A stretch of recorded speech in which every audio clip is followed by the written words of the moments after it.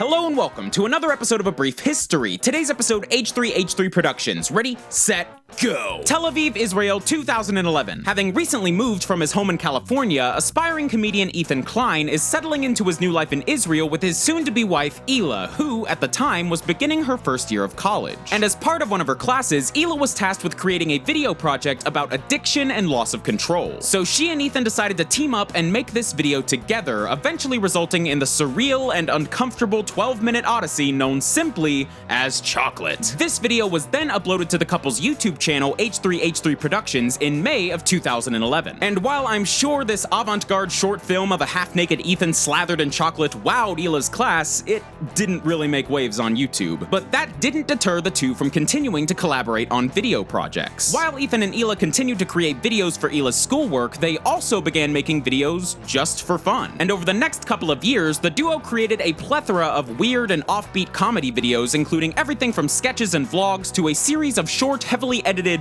things known as the EXE series.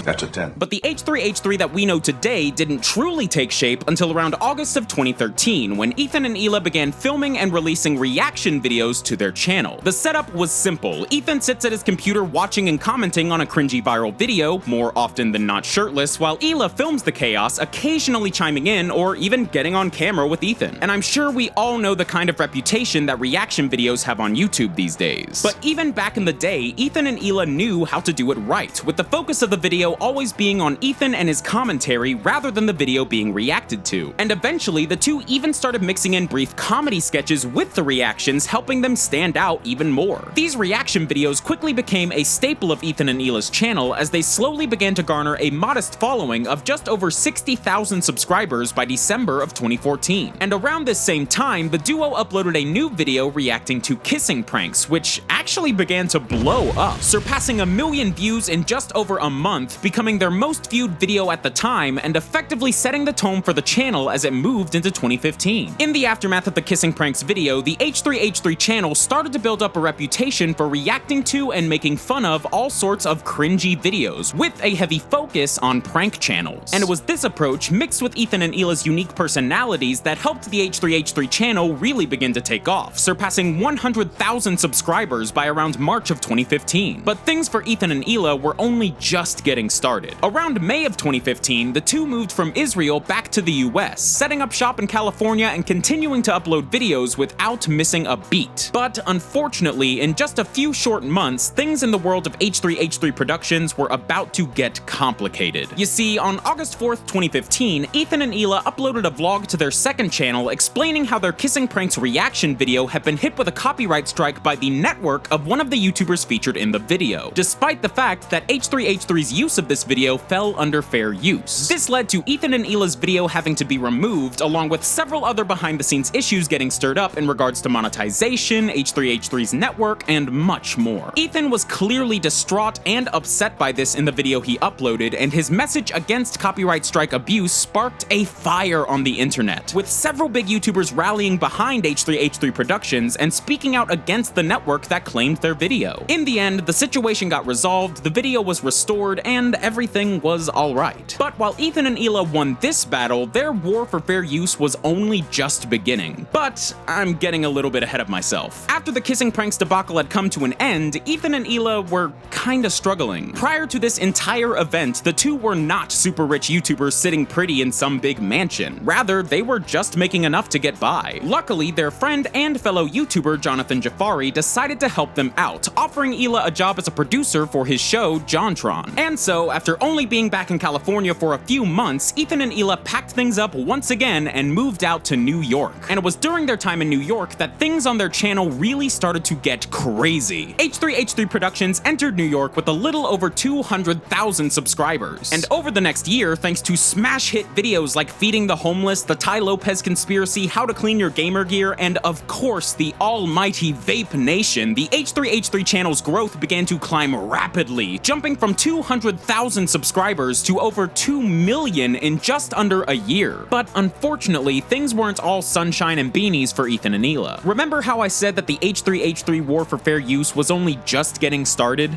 Yeah, well, on May 24th, 2016, Ethan and Hila announced that a reaction video they made for their second channel had not only been hit with the DMCA takedown hammer, but the creator of the video being reacted to was pursuing legal action against Ethan and Hila, suing the couple for copyright infringement and defamation of character. And while most of us here on YouTube could recognize that h3h3's video clearly fell under fair use, once things get litigious, it's never quite that simple. In their video detailing the situation, Ethan and Hila said that fighting this case could cost them up to $100,000, and if they lost, well then, that's it. Game over. But all was not lost, because just like before, when news about this lawsuit came out, the YouTube community began to rally behind h3h3 Productions in support of their cause. And one man in particular, YouTube veteran Philip DeFranco, even went so far as to launch a GoFundMe campaign to help raise money for Ethan and Hila so that they could fight this case. The campaign started out with an initial goal of around $10,000, only to raise up to $170,000 in its lifetime. Ethan and Hila were incredibly taken aback by this flood of support, but they also knew that this whole situation was bigger than just them. This lawsuit was going to be a landmark case in the world of YouTube and fair use, and depending on whether they won or lost, could permanently reshape the YouTube landscape and affect the future of pretty much everyone on the site. So with the money that was raised for them, Ethan and Hila teamed up with Morrison Lee Law to create the Fair Use Protection Association, or FUPA for short. FUPA was an initiative aiming not only to fight h3h3's case, but to help represent any YouTuber who may be dealing with a situation similar to Ethan and Hila's. So within 24 hours, one of the most dire situations in Ethan and Hila's career had completely turned around and provided the entire YouTube community with hope for the future. But then, the months kept going on. 2016 turned to 2017, and Ethan and Hila were still fighting the case on top of keeping their channels afloat, all the while having moved back to LA from New York. Oh, and then the whole Adpocalypse thing happened, which hit h3h3 so hard that the two were forced to completely rethink the future of their career. So by mid-2017, h3h3 Productions had pretty much had to deal with everything you could possibly imagine. Lawsuits, demonetization, ad boycotts, Jake Paul, and just far more adversity than most people could usually handle. And yet, through it all, they just kept going, only continuing to grow in popularity. Their channel is bigger than ever despite everything, and doesn't seem to be slowing down anytime soon. And at this point, h3h3 Productions seemed to be becoming one of YouTube's most beloved channels that just couldn't catch a break. That is, until August 23rd, 2017, when the most remarkable thing happened. Ethan and Hila won the lawsuit!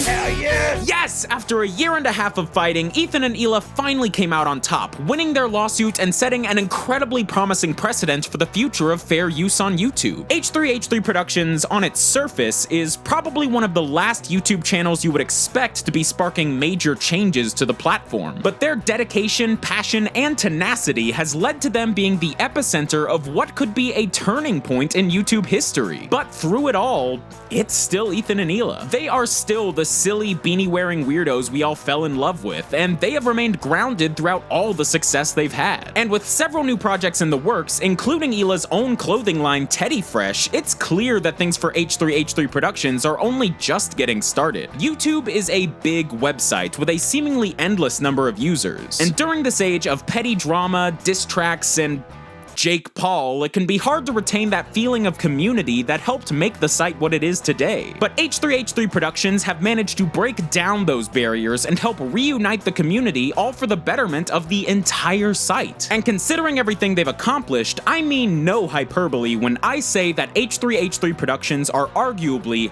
the most important YouTubers of the last few years. Thanks for watching, guys.